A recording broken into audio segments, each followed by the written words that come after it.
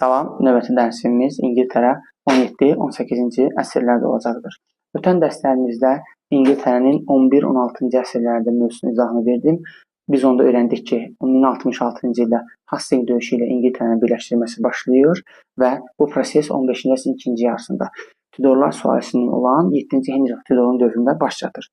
Həmçinin 16-cı əsrdə Tudorlar sülaləsinin hakimiyyəti davam etdirilir. Elizaveta İngiltərənin qızıl əsri adlanır və ardınca isə 17-18-ci əsrinə hal-hazırda davam edirik. İlk öncə 17-ci əsrin birinci yarısında İngiltərədə sosial-iqtisadi vəziyyəti müzakirə edəcəm. Ölkə aqrar ölkə idi, yəni ölkədə əsasən kənd təsərrüfatı inkişaf edirdi. Ölkədə yeni düzən münasibətli olan kapitalizm yaranmaqda idi. Əmtə pul, yəni pul dövriyyəsi artırdı, nəticədə təbəqələşmə artırdı, muzlu işçi yaranırdı və burjuaziya. Burjuaziya nədir? Artıq öz təsərrüfatını yeni üsullarla quran və həmçinin muzlu işçidən istifadə edən insan təbəqəsinə deyilir və burjuaziya yaranmaqda idi. Feodalizm dərin böhran içərisində idi. Mahut istehsalı, yəni parça, kətan istehsalı İngiltərədə artmaqda idi. Həmçinin bu dövrdə sex qaydaları var idi iqtisadi olaraq və həmçinin deyə bilərik ki, iqtisadi olaraq belə deyək, monopoliya, iqtisadi sahədə, ticarət sahəsində monopoliya var idi. Kral ticarəti görevini edirdi, məhdudlaşdırırdı. Bu bir. Daha sonra gəlirik 17-ci əsrin birinci yarısında siyasi, yəni İngiltərədə struktur, idarəetmə hansı formada idi? İngiltərədə qeyd etməliyik ki, 17-ci əsrin birinci yarısında mütləqiyyət idi, yəni tək hakimiyyəti idi. Bu mütləqiyyət İngiltərədə 15-in sonu, 16-cı əsrin əvvəllərində Tudorların zamanında formalaşmışdı. Lakin onu qeyd etməliyəm ki, İngiltərədəki bu mütləqiyyət onun qonşu dövlətləri, xüsusilə İspaniya, Fransa və Avstriyadakı kimi tam mütləqiyyətə dayanmırdı. Həmçinin İngiltərədə ölkə daxilində 17-ci əsrin birinci yarısında silki nümayəndəli orqan var idi, parlament. Parlament qeyd etməliyəm ki, 1265-ci ildə yaradılmışdı. Lakin parlament kraldan asılı idi. Həmçinin bu dövrdə 17-ci birinci yarısında əsasən kralın hakimiyyətini pisləyən qüvvələr qeyd etməliyəm ki, puritanlar idi. Bunlar Almaniyada protestant deyilirdi bunlara. Həmçinin parlament kralla da yola getmirdi. 1603-cü ildə ilk öncə deməliyəm ki, Tudorlar sülaləsinin sonuncu hökmdarı olan Yelizavetanın hakimiyyəti bitir və bununla da Tudorların sülaləsinin hakimiyyəti baş çatdırır. Və 1603-də İngiltərə tarixində yeni bir sülalə taxta çıxır. Bu adlanır Stuartlar. Stuartların hakimiyyəti iki yerə bölünür. Birinci hakimiyyət dövrü 1603-cü ildən 1649-cu ilə qədərdir. İkinci hakimiyyət dönəmi isə 1660-cı ildən 1688-ci ilə qədərdir. Stuartların 1603-cü ildə taxta çıxdığı idi İngiltərədə anında inteqrasiya edirik. Azərbaycan tarixində olmuşdur. Azərbaycan tarixində 1603-cü ildə 3-cü Səfəvi Osmanlı müharibəsi başlamışdır rəsmən. Stuartlar sülaləsinin ilk hökmdarı 1-ci James idi. 1-ci Jamesin hakimiyyəti 1603-1625-ci illərdə olmuşdur. 1-ci Jamesin dövründə daxili və xarici siyasət. Daxili siyasətdə bu kral ölkədə parlamentlə və puritançılarla mübarizə apardı. Xarici siyasətdə isə 1-ci James əzəli düşməni olan İspaniya ilə yaxınlaşdı, hətta İspanlarla qohumluq əlaqəsi qurdu. Və Azərbaycan tarixindən bildiyimiz kimi İngiltərə Kral 1-ci Jamesin dönəmində 1621-ci ildə Səfəvilərin əbədi dostluq müqaviləsi imzaladı. Səfəvi şahı Abbasla, 1-ci Abbasla və İngiltərə dövləti Səfəvilərə Portuqallarla müharibədə yardım etdi. 1622-ci ildə Hörmüzün azad olunmasında. Biz bunu Azərbaycan tarixində bilirik. Və 1625-ci ildə isə 1-ci Jamesin hakimiyyəti bitdi. Ümumiyyətlə 17-ci əsrin birinci yarısında İngiltərədə inqilaba qədər və həmçinin vətəndaş müharibəsinə qədər vəziyyəti gərginləşdirən amillər var idi. Bunlar hansıdır? Bəli, bu amillər həmçinin də qeyd etməliyik ki, İngiltərədə vətəndaş müharibəsinin və İngiltərə burjua inqilabının başlanmasına təsir etmişdir. Bu amillər hansılardır? Öncəliklə qeyd etməliyim ki, Avropadakı o dini müharibələrin sonuncusu olan 30 illik müharibə 1618-1648-ci illərdə. Həmçinin ölkə daxilində parlamentlə kralın mübarizəsi, həmçinin puritançıların, yəni protestant əqidəsində olan xristianların fəaliyyəti, həmçinin ölkədəki sosial, iqtisadi, həmçinin siyasi, dini və mədəni ziddiyyətlər idi. Bu hadisələr İngiltərədə vətəndaş müharibəsini və həmçinin də İngiltərə burjua inqilabının başlamasına təsir etmişdir. Həmçinin 17-ci əsrin birinci yarısında parlament, puritançılar və müxalifət kraldan tələblər, yəni kraldan tələb irəli sürürdülər. Puritançılar nə idilər? Puritançılar, bir daha deyirəm ki, bunlar reformasiya gedişatında yaranmışdı 16-cı əsrdə. Almaniyada yaranmışdı. Almaniyada bunlara protestant deyilirdi. Puritançılar əsasən mütləqiyyətə, yəni İngiltərədəki mövcud kral hakimiyyətinə qarşı idilər və bir də ki, İngiltərədə siyasi olaraq İngilis krallarının əsas müdafiəçisi olan Anglikan kilsəsinə qarşı idi. Anglikan kilsəsi də eyni ilə reformasiya dövründə 16-cı əsrdə yaranmışdı. Anglikan kilsəsinin başçısı İngilis kralları idi. Onlar daima xalqa inandırırlar ki, xalqı tanrını, kralı tanrı seçib, o göndərib, ona qarşı mütləq itaat etməlisiniz. Ona üsyan, ona qarşı gəlməməlisiniz.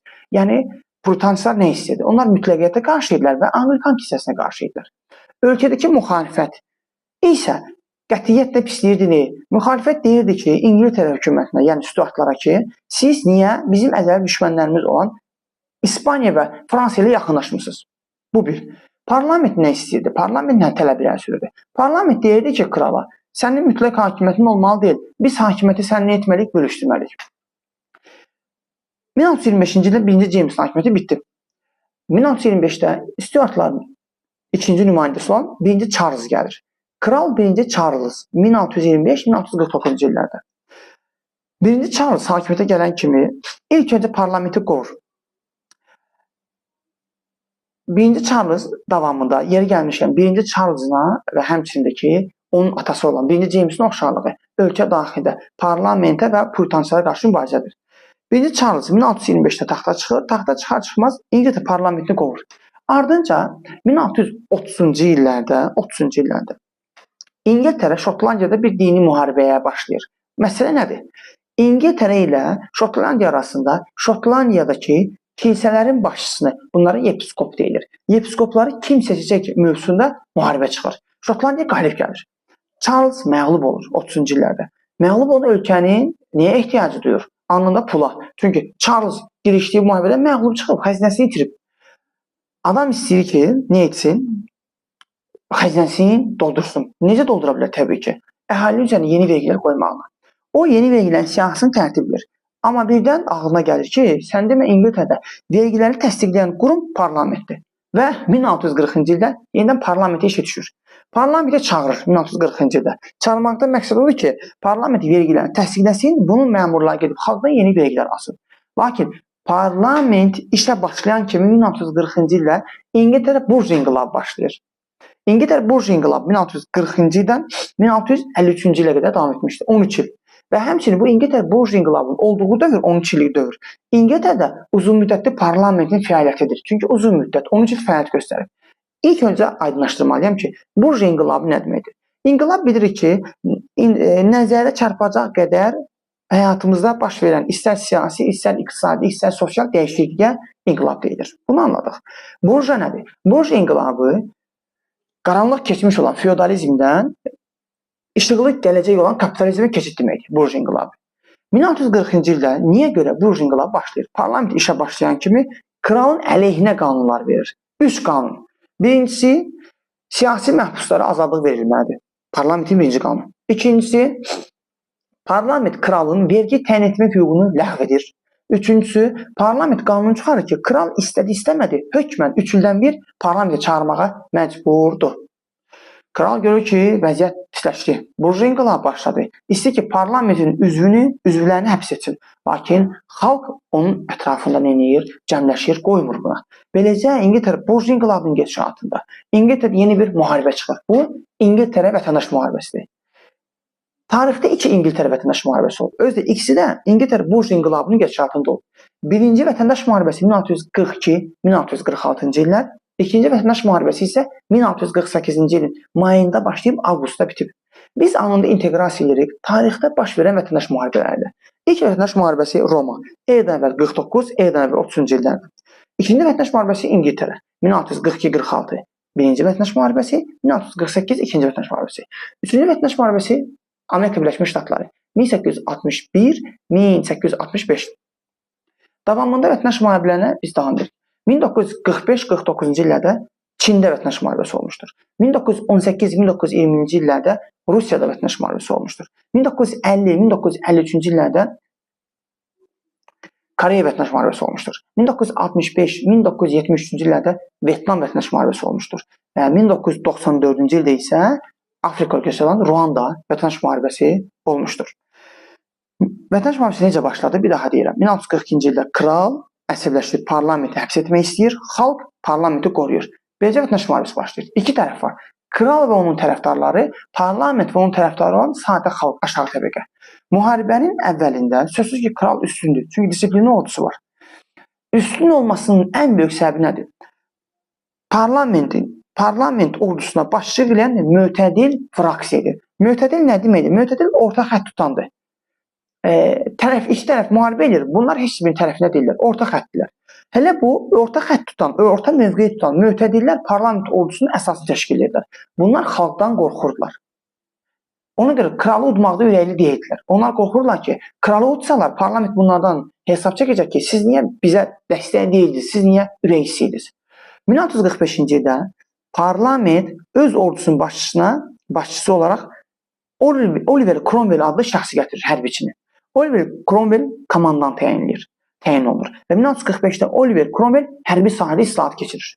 Müharibənin taleyini eşidirən döyüş olur Neyzbi döyüşü. 1645-də parlament ordusu kral ordusunu udur. 1646-cı ildə vətəndaş müharibəsi, birinci vətəndaş müharibəsi parlamentin qələbəsi ilə baş çatır. Kral tez qaçır hara? Şotlandiyaya. Ardınca 1648-ci ildə 2 il sonra may ayında ikinci vətəndaş müharibəsi başlayır. Bu dəfə məcra biraz fərqli idi. Bu dəfə kralın müttəfiqi Şotlandiya idi. Şotlandiya və kral birləşib parlamentə qarşı döyüşürlər. Yenə parlament uddu. İkinci vətəndaş müharibəsi nə oldu? Bitdi. 1648-ci il avqust ayındakı parlament udur ikinci vətəndaş müharibəsini. Başlayır islahatlara. İslahatlar əsasən iki sahəyə bölmək olar. Aqrar, torpaq, bir də maliyyə vergi sahəsində. Aqrar sahədə nə edir? Aqrar sahədə nə edir? Kralın və kralın tərəfdarlarının torpaqlarını əlindən tutub alır. Torpaqları satışa çıxarır. Təbii ki, kimin pulu var onlar alır. Kimlər? Parlamentin öz üzvləri və yeni tipli ordu, yəni inqilabi ordunun zabitləri torpaq sahibi olur. Kəndlilər torpaq sahibi ola bilmir. Həmçinin aqrar sahədə çəpərləmələr rəsmi izin verir. İlk öncə izah eləməliyəm ki, çəpərləmələr nə deməkdir? Çəpərləmə 16-cı əsrdə başlayıb, Tudorların hakimiyyəti dövründə. Çəpərləmə nədir? Varlı təbəqə İngiltərədə kənd əhalisinin torpaqlarını əlindən alırdılar və həmin torpaqlarda hasar alırdılar, çəpərləyirdilər. Bu qeyri-qanuni idi təbii ki və orada qoyunçuluq, yun təsərrüfatı qururdular. Parlament çəpərləmələrə rəsmi izin verir. Yəni deyir ki, artıq çəpərləmələr qanuni bir şeydir. Bir daha deyirəm, kəndlər torpaq sahibi olmur, çəpərləməyə rəsmi izin verir, kralın və onun tərəfdarlarının torpaqlarını satışa çıxarır və varlı təbəqə torpaq ala bilir. Kəndlər torpaq ala bilmir. Maliyyə vergi sahəsində inir. Ölkə daxilində vergiləri artırır. Həm əhalidən, həm də ki, tacirlərdən. Yalnız İngiltərə hökumətinin xarici ölkələrdə ticarət edən şirkətlərə toxunmur. Onlardan vergini stabil olaraq saxlayır. Ardınca 1649-cu ildə Stuartlar sülaləsinin kralı olan, yəni qeyd etməliyəm ki, İngiltərə, Burj inqilabı və İngiltərə vətəndaş müharibələri Kral 1-ci Charles'ın dönəmində olub. 1649-cu ildə 1-ci Charles məhkəmənin qərarına görə edam olunur. 1649-cu ildə.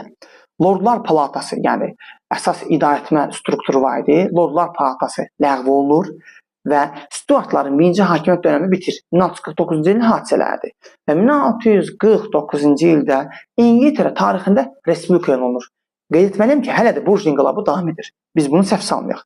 İngiltərədə respublika dönəmi başlayır 1649-1653-cü illərdə. 1649-cu ildə görəsən, İngiltərə respublika elan olunduğu ildə hansı hadisə olub? Həmin ildə Rusiya tarixində məclis qanunnaməsi baş vermişdi 1649-cu ildə. Biz anında inteqrasiya edirik nəyə? Tarixdə respublikaların qurulmasına. Dünyanın ilk respublikası sözsüz ki, Romada, eradan əvvəl 509-cu ildə. Ardınca İngiltərə 1649. Ardınca Fransada respublika illəri var. 1792 birinci respublika, ardınca 1848 Fransa ikinci respublikası, 1871 Fransa üçüncü respublikası, ardınca 1940 demək ki, üzr istəyirəm. Fransa birinci respublika 1792, ardınca Fransa ikinci respublikası elan olunmuşdur 1848, ardınca 1848-dən və sonra 1940-da 3-cü Respublika, 1944-də 4-cü Respublikadır Fransada və 1958-ci ildə isə 5-ci Respublika. Həmçinin Rusiyanın Respublika olunması var, elan olunması 1917-ci il, Azərbaycanın Respublika elan olunması 1918-ci il, 1920-ci il və 1991-ci il, Türkiyənin Respublika elan olunması 1923-cü ildə, həmçinin deyə bilərik biz Almaniya Respublika elan olunması 1918-ci il və 1949-cu il və 1990-cı il Respublika elan olunmuşdur. Davamında Respublika olaraq deyə bilərik ki, ABŞ 1776-cı ildə Respublika elan olunmuşdur. İngiltərədə Respublika dövrü başlayır. 1649-1653. Hakimiyyət necədir? Real hakimiyyət, qanunverici orqan parlamentdir. İcraedici orqan dövlət şurasıdır. Məsələ necə olur? Daxili və xarici siyasət nəzərə salaq. Daxili siyasətdə necə olur? İngiltərə Respublika dövründə, Respublika illərində öncəliklə qeyd etməliyik ki, bütün mütləq hakimiyyət parlamentdən əlindədir. Amma ordunun da hakimiyyəti burada danılmazdır. Ordu yenə hakimiyyətini sürdürür. Yəni yeni tipli bu inqilabi ordu, yəni Oliver Cromwell'in başçılığı etdiyi ordu. Respublika illərində İngiltərə hökuməti İngiltərəyə xarici ölkələrdən yun parça gətirilməsini qadağan edir. Yəni xarici ölkə gəmiləri İngiltərəyə belə deyək, yun parça gətirməzlər. Gətirə bilməzlər. Bu qanun sırf Hollandiyaya qarşı idi. Niyə? Çünki bu dövrdə Hollandiya dənizlərdə artıq İngiltərəni üstələməkdə idi, üstələyib keçirdi. Ardınca İngiltərə Respublika illərində çox keçməz ki, 1650-ci ilin əvvəllərində, hardasa 1650-1653-cü il aralığında dərin iqtisadi, sosial, siyasi böhran keçirir Respublika. Səbəbləri var. Birincisi, orduya ayrılan pul çox idi və belə deyək, büdcədən çoxlu pullar gedirdi. İkincisi, istehsalat azalır. İstehsalat azalır, işsizlik çoxalır. Belə deyək, zəruri ərzaq məhsullarını belə deyək, insanların gündəlik tələbatını ödəyə bilmir istehsalatdan və böhran daha da artır 50-ci illərin əvvəllərində. Xarici siyasətdə isə nə olur? Respublika dövründə İngiltərə hökuməti ordu islahatı keçirir. Güclü donanma qurulur və güclü quru qoşunlar qurulur. Və İngiltərə ordusu ani olaraq işğalçı orduya çevrilir. 1649-cu ildən etibarən İrlandiyanı və Şotlandiyanı işğal edir. Həmçinin Respublika illərində İngiltərənin xarici siyasətdə beynəlxalq nüfuzu güclənir. Səbəblər nədir? Birincisi, dənizlərdə Niderlandın və Portuqaliyanın üzərində qələbələr, həmçinin Fransa və İspaniya isə İngiltərə Respublikasının müstəqilliyi tanıyırlar. Beləcə beynəlxalq nüfuz olur, güclənir. Artıq 50-ci ilin əvvəlində parlamentlə ordunun mübarizəsi daha da qızğınlaşır. Niyə? Parlament hakimiyyətini əldə saxlamaq istəyirdi və bunun üçün də parlament seçkilərini yuvadırdı. Parlament qorxurdu ki, yeni parlament seçkisi olsa, mövcud parlament üzvlərinə səs verilməyəcək. Ona görə seçkiləri yuvadırdı. Ordu isə hakimiyyətini itirməkdən qorxurdu. Ona görə 1653-cü ildə Oliver Cromwell yenidən səhnəyə çıxdı. Oliver Cromwell 40-cı illərdə inqilabın dəstəkçisi idisə Burj inqilabının. O çıxır 1653-cü ildə çevriliş eləyir. Biz adətən nə deyirik? 4 səhv bir düz aparır. Lakin Oliver Cromwell'in bir səhvi 4 düz aparır. Bir səhvi nədir? 1653-cü ildə mövcud hakimiyyətə qarşı silahlı çevriliş etməsidir. 4 düz gedir hansılardır? İngiltərə Respublikası, uzun müddətli parlament ləğv olunur.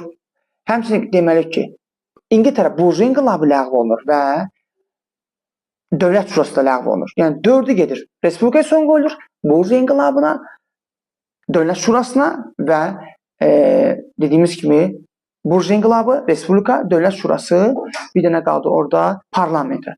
Və 1653-cü ildə İngiltərədə sərt diktatura qurulur. Bu diktatura hərbi diktaturadır. Başında Oliver Cromwell durur, hərbiçilər durur. Buna deyilir ingiliscə Lord Protectorluq dövrü.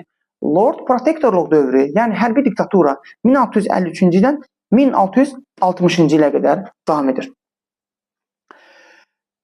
Artıq İngiltərə daha bir çətin bir dönəmə başlayır. Yəni Cromwell'in sərt diktaturasıdır.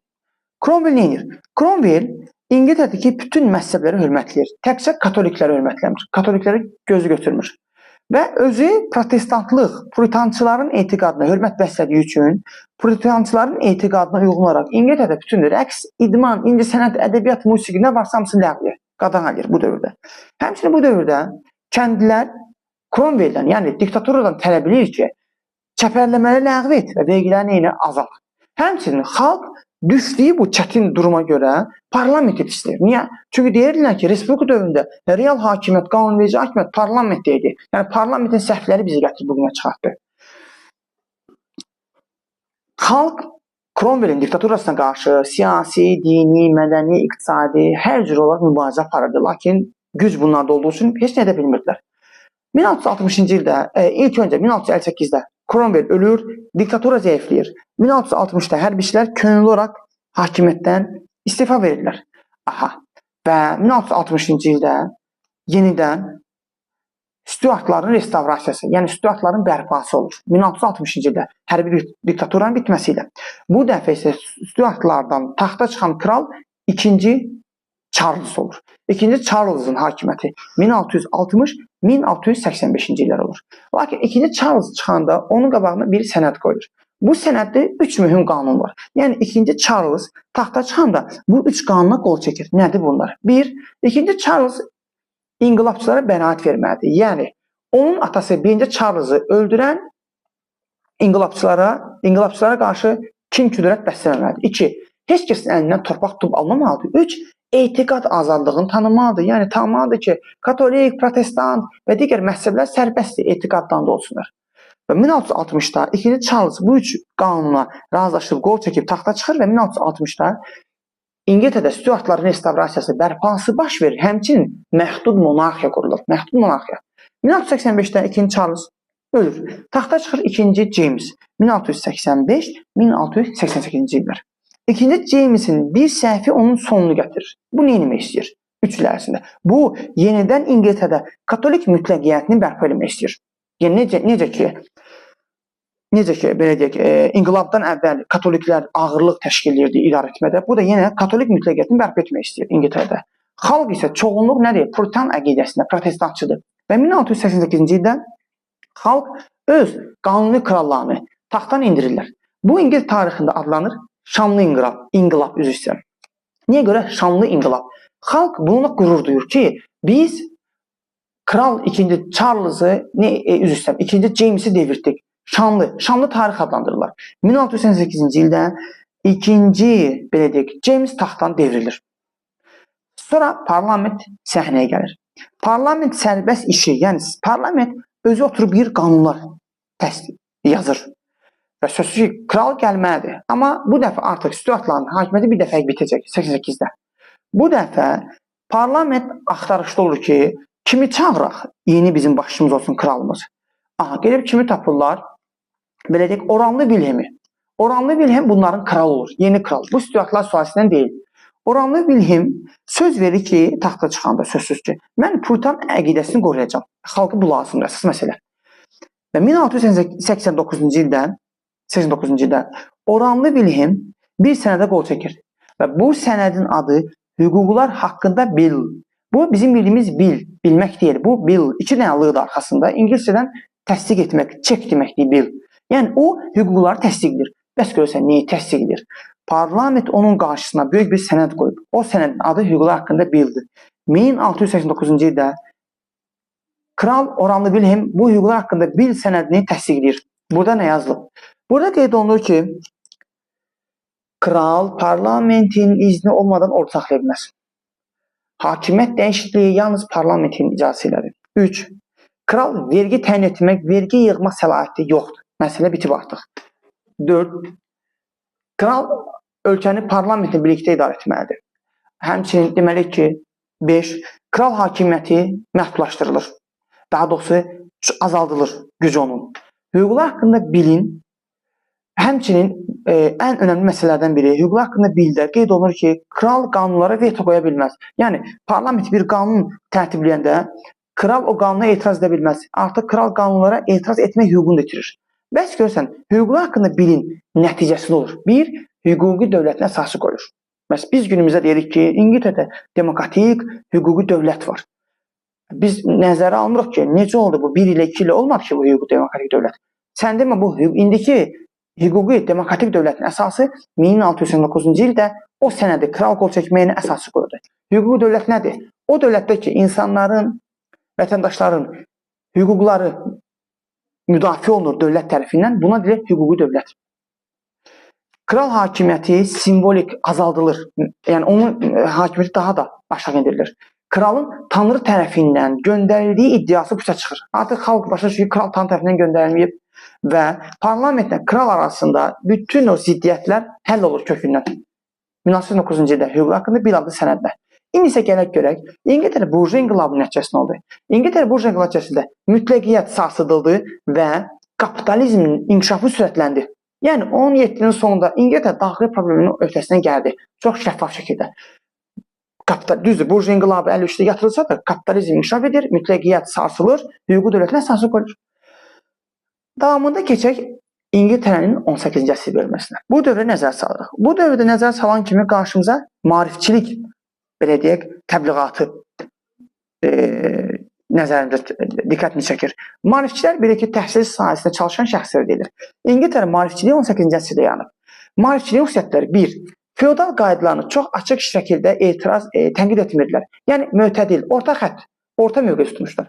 Və ən əsası 1688-ci il şanlı saray çevrilişinə bəraət vermək istəyirdilər. Yəni onlar deyirdilər ki, nə yaxşı ki, İngiltərə xalqı 1688-ci ildə şanlı saray çevrilişləyib kralı devirdilər və indiki hakimiyyət bizim üçün ən xeyirlisidir.